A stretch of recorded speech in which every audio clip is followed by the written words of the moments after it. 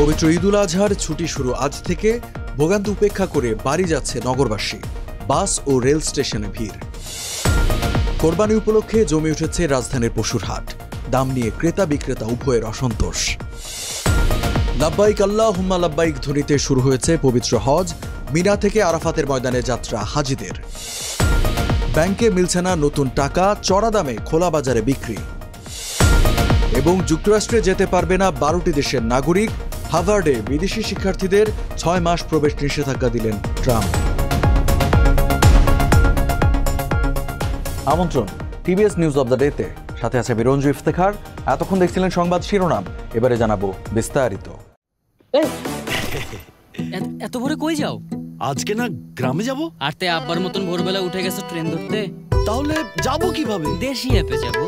Request করলেই বাসার নিচে চলে আসবে। আসলেই? হ্যাঁ। এভাবেই পাঠাও আপনার লাইফস্টাইলের প্রাউড অংশীদার। পাঠাও চলো দেশি ভাইবে। আজ 5 জুন থেকে শুরু হয়েছে পবিত্র ঈদুল আজহার সরকারি ছুটি। সকাল থেকে বৃষ্টি মাথায় নিয়েই রাজধানীবাসীকে বাড়ি যেতে দেখা গেছে। বেলা বাড়ার সঙ্গে সঙ্গে কমলাপুর ও সায়েদাবাদ বাস টার্মিনালে বাড়তে থাকে যাত্রীদের ভিড়।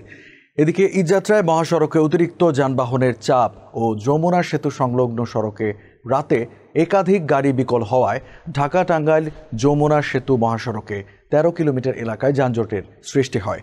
5 জুন ভোর থেকে যমুনা সেতুর টোল প্লাজা থেকে রাবনা পর্যন্ত যানজটের সৃষ্টি হয়। এতে উত্তরাঞ্চলের কয়েক লাখ মানুষের চরম ভোগান্তি পোহাতে হচ্ছে।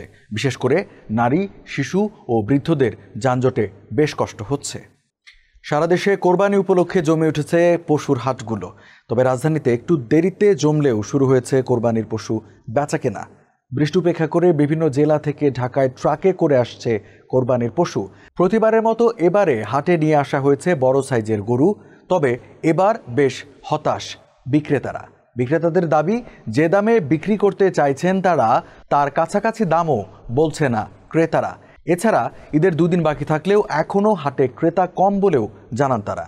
অন্যদিকে ক্রেতাদের মধ্যে দেখা যায় মিশ্র প্রতিক্রিয়া। বাজেটের মধ্যে পছন্দের পশু কিনতে পেরে অনেকে স্বস্তির নিঃশ্বাস ফেললেও দাম বেশি বলে অভিযোগ করেছেন কেউ। সৌদি আরবে শুরু হয়েছে পবিত্র হজ। স্থানীয় সময় আজ 5 জুন, আরবি 9 জিলহজ ফজরের নামাজের পর হাজিদের মিনা থেকে আরাফাতের ময়দানে রওনা দেওয়ার মাধ্যমে শুরু হয় হজের কার্যক্রম। এবছর আরাফাতের ময়দানে খুতবা দিচ্ছেন সৌদি আরবের শুরা কাউন্সিলের সাবেক চেয়ারম্যান, উম্মুল কোরা বিশ্ববিদ্যালয়ের শরিয়া অনুষদের সাবেক ডিন, মসজিদুল হারামের প্রবীণ ইমাম ও খতিব ফাদিলাতুশ শায়েখ সালেহ বিন হুমায়দ। এর আগে গত 4 জুন হজযাত্রীরা মক্কা থেকে মিনায় আসার মধ্য দিয়ে পবিত্র হজের আনুষ্ঠানিকতা শুরু হয়।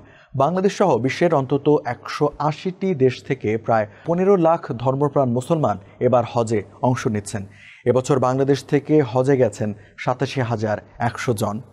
10 জিলহজ মিনায় ফিরে 3 জামারায় পাথর নিক্ষেপ, ঈদুল আজহা, কোরবানি, মাথামুন্ডন, তাওয়াফে জিয়ারত ও বিদায় তাওয়াফের মাধ্যমে হজ সম্পূর্ণ হবে।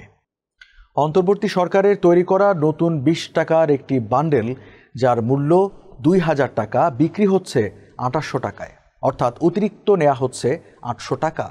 50 ও 100 টাকার বান্ডেলেও বাড়তি নেওয়া হচ্ছে 700 থেকে 800 টাকা।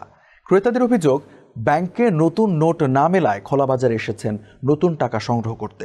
তবে দাম চড়া।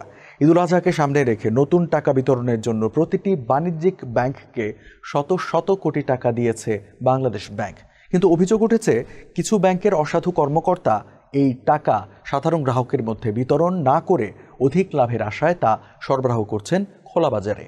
বাংলাদেশ ব্যাংকের তথ্য মতে চলতি বছর ঈদ উপলক্ষে মোট 520 কোটি টাকার নতুন নোট ছাপানো হয়েছে। এর প্রায় পুরোটাই বিভিন্ন ব্যাংকে সরবরাহ করা হয়েছে। 12 দেশের নাগরিকদের যুক্তরাষ্ট্রের প্রবেশের নিষেধাজ্ঞা আরোপ করেছেন মার্কিন প্রেসিডেন্ট ডোনাল্ড ট্রাম্প। 4 জুন এ সংক্রান্ত একটি নির্বাহী আদেশে স্বাক্ষর করেন তিনি। এই আদেশে আরও 7টি দেশের উপর আংশিক নিষেধাজ্ঞা জারি করা হয়েছে। হোয়াইট হাউস জানিয়েছে, এই নিষেধাজ্ঞা 9 জুন রাত 12টা 1 মিনিট থেকে কার্যকর হবে। বার্তা সংস্থা এএফপির প্রতিবেদনে বলা হয়, 4 জুন ঘোষণা করা নতুন এই নিষেধাজ্ঞার আওতায় রয়েছেন আফগানিস্তান, মিয়ানমার, চাদ, কঙ্গো প্রজাতন্ত্র, Equatorial Guinea, Eritrea, Haiti, Iran, Libya, Somalia, Sudan ও ইয়েমেনের নাগরিকরা। আংশিক নিষেধাজ্ঞা আরোপ করা দেশগুলো হলো Burundi, Cuba, Laos, Sierra Leone, Togo, Turkmenistan ও ভেনেজুয়েলা। তবে এসব দেশের নাগরিকদের জন্য কিছু সাময়িক কাজের ভিসা দেওয়া হবে। একই দিন ট্রাম্প পৃথক একটি নির্বাহী আদেশে সই করেছেন। এই আদেশের মধ্যে দিয়ে তিনি যুক্তরাষ্ট্রের ঐতিহ্যবাহী হার্ভার্ড বিশ্ববিদ্যালয়ে বিদেশি শিক্ষার্থীদের ভিসা দেওয়ার ক্ষেত্রে বিধিনিষেধ আরোপ করেছেন। বেশ কিছুদিন ধরেই হার্ভার্ডের সঙ্গে ট্রাম্প প্রশাসনের বিরোধ চলছিল। দর্শক, এই ছিল আজকে টিবিএস নিউজ অব দ্য ডেতে। এতক্ষণ সাথে থাকার জন্য ধন্যবাদ সবাইকে।